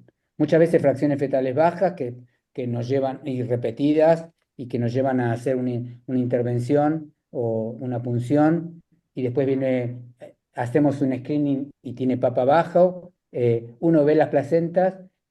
El vocal no es tan sencillo de hacer para homogeneizar a todos los ecografistas, no es tan fácil poder calcular volumen placentario con vocal. Pero bueno, yo creo que tiene que ver con el tamaño placentario también ahí, y el tamaño placentario, esto nos enseñó también mucho el tema en su momento de gemelar, cuánto de placenta tiene un gemelar que va a hacer una restricción y cuánto de placenta tiene aquel que no lo va a hacer. Entonces, a partir de eso aprendimos que el volumen placentario tiene que ver con toda la restricción de crecimiento y tiene que ver con fracción fetal baja, con una NIPT de no resultado y un PAPA muy bajo también. Entonces, eso lleva a pensar. Y yo intenté hacer en varias oportunidades repetir el volumen placentario y a veces no es tan sencillo, José. no, no, Ah, no solamente no digo de vocal porque yo no lo uso, pero por ahí yo lo uno usé, puede, pero no uso más. con tres medidas placentarias uno puede tener una idea más o menos del volumen. Eh, pero si, digamos, la pregunta sería, me da un NIPT no resultado, hago un genético, el genético es normal. ¿Le pongo aspirina a esa paciente o no? Creo que además, José, la que se hizo en IPT se hizo PLGF o mínimo PAP-A, Es y muy ahí tenés probable que eso te va a orientar mucho más que el no call del NIPT, mi opinión. sí.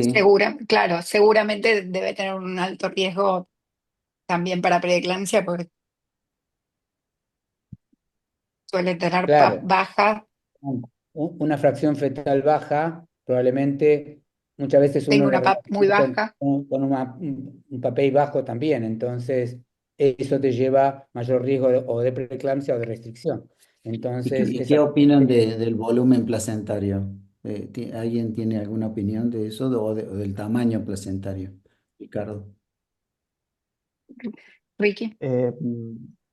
Yo, a ver, no quiero volverme fundamentalista, pero para mí todo lo que es volumen, tanto del feto como de la placenta, son consecuencias que en principio responden a eventos vasculares y con lo que decía el doctor Hammer recién, hay tanta variabilidad inter e intraoperador para la medición de un factor de riesgo que probablemente incluyamos en un modelo para predecir restricción de crecimiento, cuando estamos discutiendo de si hacemos bien o no las arterias uterinas auditadas o no, el volumen placentario, cuando lo vemos en el primer trimestre, probablemente veamos un Doppler o una bioquímica alterada en el primer trimestre que son mucho más fáciles de hacer.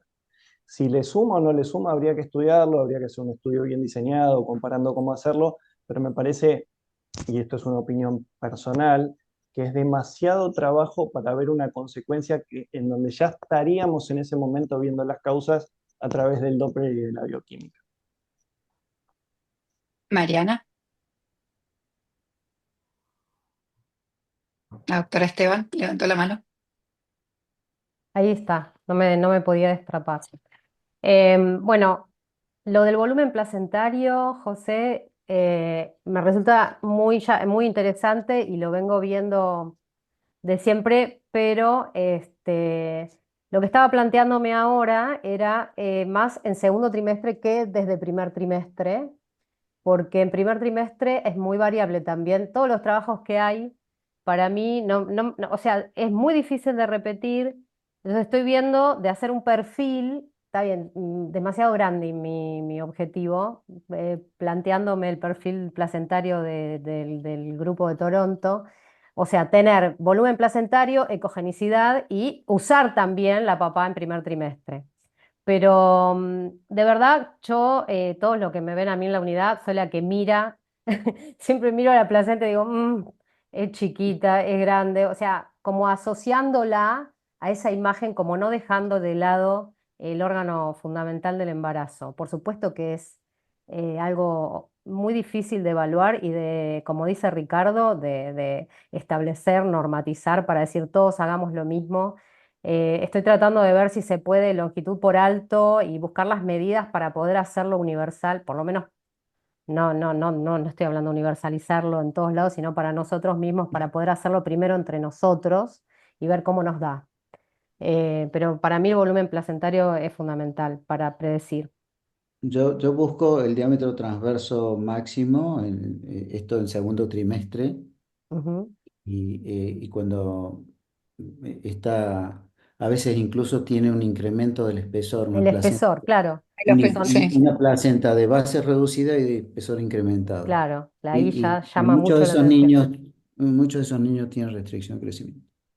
¿verdad? Pero bueno, eso es una experiencia personal. Coincido plenamente.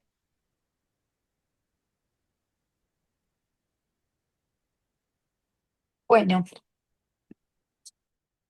no sé si alguien tiene alguna pregunta más. Abran los micrófonos, el que quiera, levante la mano porque creo que se me fueron varias preguntas.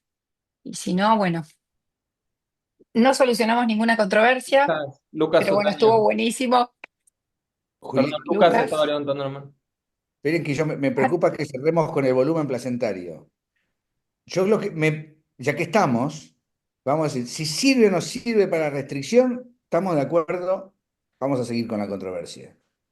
Ahora, puede ser que haya, haya hospitales que atiendan embarazadas y no hagan screening de preeclampsia hoy. Dejemos de lado el papá y dejemos de lado el PLGF. Puede que es casi una discusión de élite esto que hicimos hoy, o tenemos un problema grande que es, no sé cuál será el porcentaje de embarazadas en el país que están sometidas a un screening de preeclampsia razonable. Un interrogatorio de 5 minutos normal, una medición de tensión arterial y por ecografía hacer todo lo que pueda hacer por ecografía. O sea que no necesito llorar la carta de que no, porque no tengo plata para el PLGF y que yo. ¿Eso debiéramos hacerlo o sería un pecado que haya embarazadas que no se les ofrece hacer eso o no se les hace eso, aunque se vayan a hacer, aparezcan a las 12 semanas del embarazo, que eso digamos, me preocupa más que si el volumen ahora nos va a ayudar o no a la No, detección. Lucas, son observaciones de apreciaciones No, personales, desde ya, no, José, no, pero no lo que quería yo quiero cerrar con decir, eso. Yo creo que no, tenemos que no, cerrar con la votación porque no nos no, pero volvemos. esa era la última pregunta. No, no digo por vos, José, sino lo llamo la atención, digo, porque fíjate vos, nos estamos discutiendo aspirina sí, aspirina no, y yo quisiera saber, estamos hablando de qué porcentaje hoy del país que tendría este problema, que sí que son las que fueron sometidas a un screening de preeclampsia a las 12 semanas. Y yo me animaría a decir que Doctor no debe Otaño, llegar al 20%. doctor Otaño, disculpe que le interrumpa. Soy el Sí, doctor Avezada de Misiones. sí, El interior del Ernesto. país, sí, Ernesto, sí, es muy diferente a lo que por ahí usted vive en capital o parte de provincia, Buenos Aires. Nosotros tenemos dos problemas, formación y equipamiento. Y también, como dice el doctor Lambruschini siempre, es la falta de información o conocimiento del médico obstetra. Entonces hoy en el interior se trabaja como probablemente hace 20, 30 años atrás se hacía obstetricia. Esa es nuestra realidad. Así, por eso le digo, es muy bueno todo esto, lo que participar, poder escucharlo a todos Eso sería, ustedes, pero Ernesto, nuestra realidad, sería otra discusión. Sería otra discusión que me parece que escapa a la cosa, pero mi gran preocupación es nuestra pereza intelectual en general, de los médicos. Este es un grupo bárbaro, fantástico, por eso celebro que tenemos, pero en general es eso. Y en general hay médico, hay profesional de la salud, llama a la enfermera, el que fuera, que puede tomar la presión, y está el ecógrafo con el que hacen Doppler. O sea que si no lo están haciendo, que es lo que Porque no suele quiere. pasar, es porque no quieren. Después le empiezan a echar la culpa al obstetra, a la paciente que llega tarde. Pero es una discusión larga que, perdón, Juliana, no quisiera. No, no, es que me parece que está buenísimo. Creo que es parte de nosotros también poder llevar esto. Ahí Alejandra dice trabajo en el conurbano, en La Matanza, y se realiza mínimamente el screening de 11 a 14. O sea, es una realidad y es verdad. Pero hacen los Estaría hospitales buenísimo salir. de Buenos Aires. ¿Cuántos screening de preeclampsia están haciendo? Hospitales municipales de Buenos Aires. Sí, en el hospital de Pilar, incluso dicen, no me vengan con el screening de Son preeclampsia. 3 o 4 que están haciendo.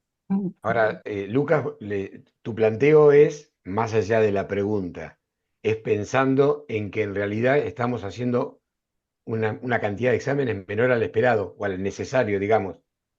Mi ¿Estás avalando planteo, eso? mi planteo es por qué nos cuesta que las cosas que están probadas en el mundo, probadas y estandarizadas, no el uso de la aspirina en la restricción, porque ya lo vimos, nos Totalmente de acuerdo. desasnaron y vamos a seguir con. Pero las cosas que están, porque detrás de esto, ¿qué está? Si le damos o no damos aspirina, está el screening de preeclampsia. Entonces, lo que ya está estandarizado en el mundo, ya hay recomendaciones FIGO, con eso ya. ¿Por qué no se hacen en los lugares donde yo, y devuelvo a repetir, saca el PLGF, saca el papá, no, el ABC. ¿Por qué no hacemos lo que hay que hacer en los lugares donde, porque ecógrafos hay en todos lugares, enfermeras hay en todos lugares y médicos hay en todos lugares? Llamale obstetra, imaginólogo, el que sea. Claro, pero por eso, Ernesto, te decía esto que siempre me escucha decir a mí, porque en algún momento Fito Echegaray dijo, bueno, haciendo el curso allá en el Austral, hay que educar a la obstetra. Y por ahí, cuando yo lo repito, algunos se me enoja, pero llegan pacientes a hacerse la ecografía en la semana 18 para ver el sexo, y cuando pregunto si se hizo el screening, me dicen no, porque me dicen en el IPT.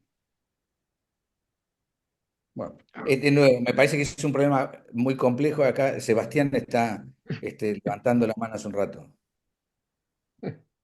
Hola, buenas noches. Sí, yo alguna vez lo comenté haciendo un curso con ustedes, Lucas. A mí me parece que estas actividades que son accesibles a todo el mundo, así como vos decís, tomar la presión y hacer el Doppler de uterinas, lo puede hacer todo el mundo en todos lados. Pero el screening, la realidad es que no se hace. Entonces, yo asisto a cursos, a congresos, en SOGIVA, en SOGBA, a FASGO, ahora no he ido últimamente, pero no veo que se haga hincapié. Ahí es donde se juntan todos los médicos del interior, que vamos de todos lados y vamos a esos congresos. Y se da por sentado, hablamos de estos temas, se habla de la aspirina, de restricción, se da por sentado que todo el mundo lo hace. Y la realidad es que en el interior, como dice Ernesto y como dicen, salvo contados casos y grandes centros, en el interior esto no se hace. Y el mayor problema, me parece a mí, es la falta de concientización de la obstetra, porque los elementos están en todos lados. Entonces a mí me parece que aprovechar esas circunstancias de esos congresos, de esas reuniones donde van todos, para volver al principio, insistir en la necesidad de hacer el screening. Me parece que lo damos por hecho como que se hace, y yo creo que no se hace.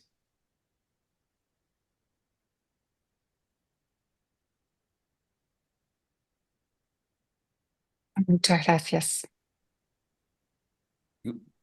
Igual para No que hay se quede profesionales tranquilo, es el interior de Recoleta, de Palermo también, es el interior, no sé qué le llamamos el interior, que no lo hacen, lleno de lugares que no lo hacen.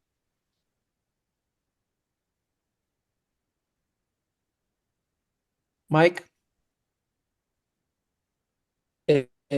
Yo creo que pasa por la intención del ultrasonografista.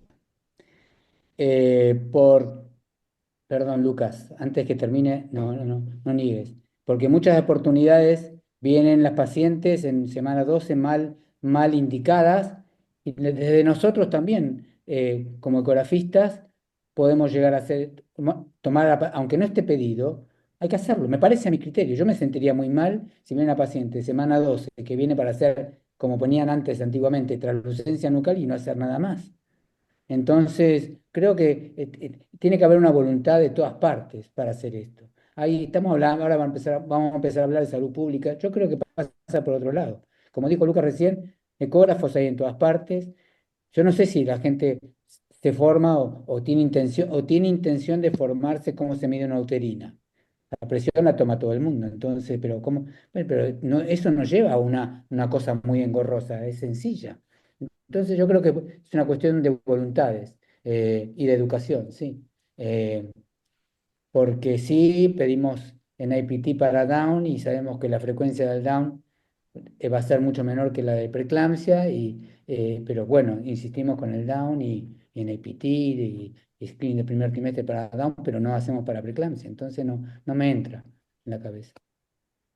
Entonces, no sé, yo creo que a los grandes popes que hay acá tienen que empezar a educar a-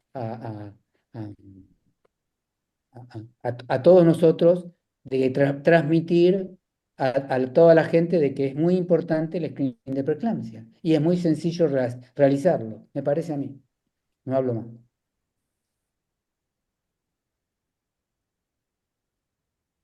César, perdón, ya esto parecía que iba terminando y me estaba conteniendo, pero ya se me sale.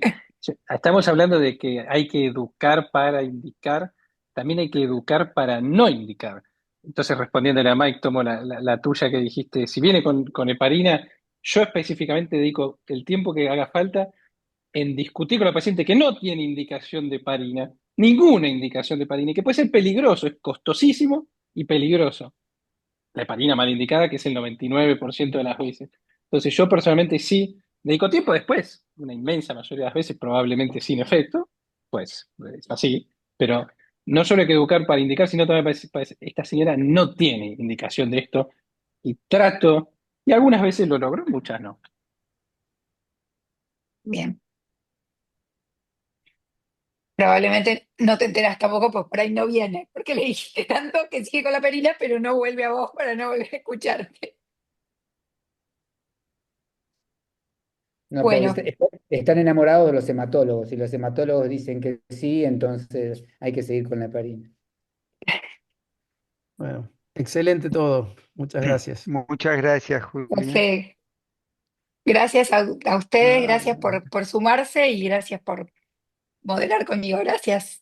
Gracias, Un Ricardo, y besito, gracias, buenas Juan. noches a todos. Muchas Gracias a gracias. todos. Adiós. Adiós. Excelente, Gracias, Ricardo, Juan. Jorge. Todos, Gracias a muchachos. todos. Chau, chau. Excelente las 12 posiciones, muy buenas.